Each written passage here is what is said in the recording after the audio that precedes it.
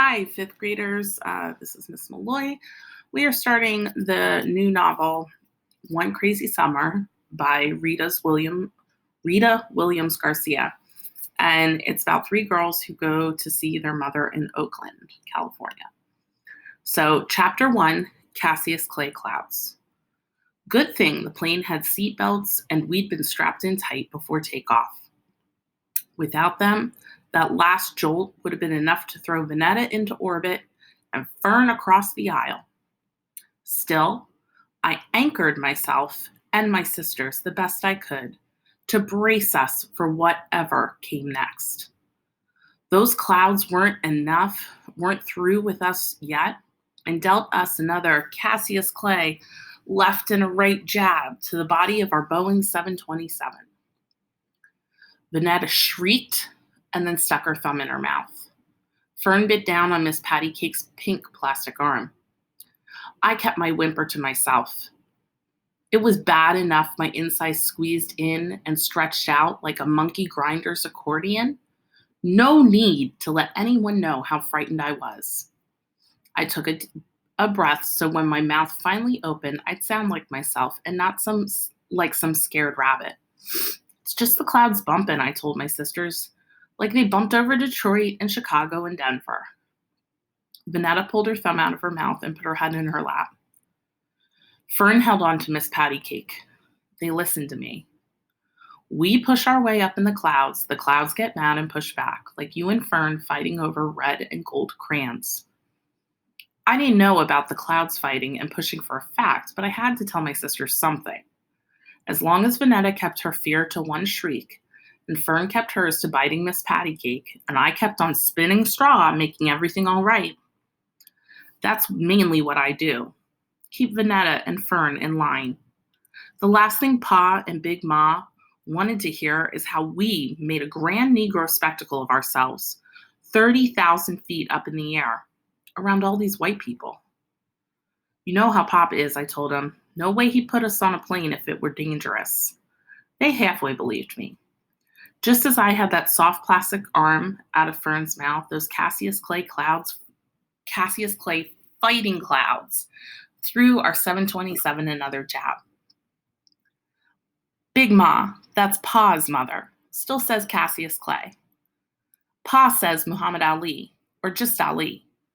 I slide back and forth between Cassius Clay to Muhammad Ali. Whatever picture comes to mind with Cassius Clay, you hear the clash of fists, like the plane getting jabbed and punched. With Muhammad Ali, you see a mighty mountain greater than Everest, and can't no one knock down a mountain. All the way to the airport, Pa tried to act like he was dropping off 3 sacks of wash at the laundromat. I'd seen through Pa. He's no Vanetta putting on performances. He only has 1 or 2 faces, nothing hidden, nothing exaggerated. Even though it had been his idea that we fly out to Oakland to see Cecile, Pa never once said how exciting our trip would be. He just said that seeing Cecile was something whose time had come, that it had to be done. Just because he decided it was time for us to see her didn't mean he wanted us to go. My sisters and I stayed up practically all night California dreaming about what seemed like the other side of the world. We saw ourselves riding wild waves on surfboards, picking oranges and apples off fruit trees, filling our autograph books with signatures from movie stars we'd seen in soda shops. Even better, we saw ourselves going to Disneyland. We had watched airplanes lift up and fly off into a blue sky as we neared the airport. Every time another airliner flew overhead, leaving a trail of white and gray smoke, Big Ma fanned herself and said, "Jesus, why?" Big Ma had kept quiet long enough. Once inside the terminal, she let it all hang out. She told Pa, "I don't mind saying it, but this isn't right. Coming out to Idlewild and putting these girls on a plane so Cecile can see what she left behind. If she wants to see, let her get on an airplane and fly out to New York." Big Ma doesn't care if President Kennedy's face is on a $50 or if the airport is officially named after him. She called the airport by its old name, Idlewild. Don't get me wrong. Big Ma was mad and sad as anyone when they killed the president. It's a change she has no pity on. However, things are stamped in Big Ma's mind, is how they will be now and forever. Idlewild will never be JFK. Cassius Clay will never be Muhammad Ali. And Cecile will never be anything other than Cecile. I'm wondering if any of you can make inferences about who Cecile is now. I can't say I blamed Big Ma for feeling the way she did. I certainly didn't forgive Cecile. When Cecile left, Fern wasn't on the bottle. Vanetta could walk, but wanted to be picked up. I was 4, going on 5. Pa wasn't sick, but he wasn't doing well either. That's when Big Ma came up from Alabama to see about us. But hold on. If I look at that paragraph again, I notice Fern wasn't on the bottle. That means she was an infant. Vanetta could walk but wanted to be picked up. That means she's probably like a toddler. She's walking around. And your main character, Delphine, is 4 going on 5. The girls were really little when Cecile left.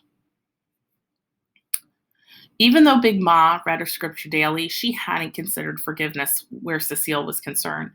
Cecile wasn't what the Bible meant when it spoke of love and forgiveness, only judgment. And believe me, Big Ma had plenty of judgment for Cecile. So even if Cecile showed up on Papa's welcome mat, Big Ma wouldn't swing the front door open. And that's why Pa had to put us on a plane to Oakland. Either Cecile wouldn't come back to Brooklyn or she wasn't welcome. Honestly, I don't think Pa could choose between Big Ma and Cecile even after Cecile left him. And us, even after Cecile proved Big Ma right. How can you send them to Oakland? Oakland's nothing but a boiling pot of trouble cooking. All of them riots. Pa had a respectful way of ignoring Big Ma. I wanted to smile. He's good at it. A shrill voice had announced the departing flight to Oakland. All 3 of us had butterflies. Our first airplane ride, way up above Brooklyn, above New York, above the world. Although I could at least keep still, Vanetta and Fern stamped their feet like holy rollers at a revival meeting. Big Ma had grabbed them by the first scruff of fabric she could get a hold of, bent down, and told them to act right. There weren't too many of us in the waiting area, and too many of them were staring. Taking a quick count out of habit, Vanetta, Fern, and I were the only Negro children. There were 2 soldier boys in green uniforms who didn't look any older than Uncle Darnell.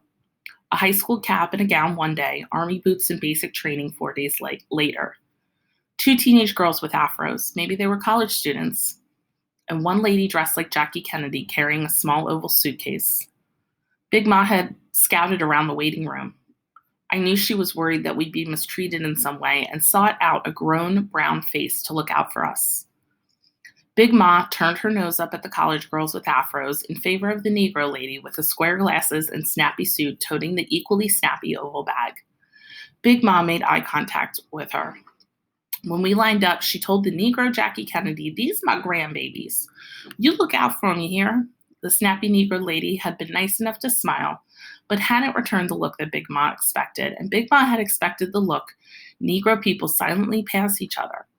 She'd expected the stranger to say, as if she were a neighbor, "They as good as my own. I'll make sure they don't misbehave and be an embarrassment to the Negro race."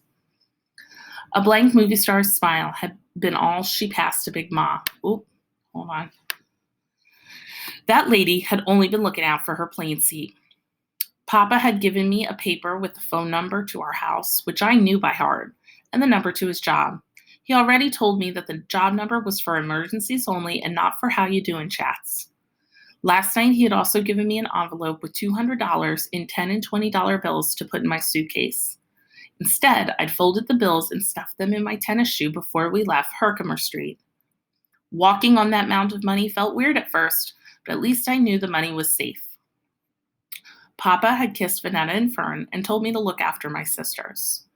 Even though looking after them would have been nothing new, I kissed them and said, "I will, Papa."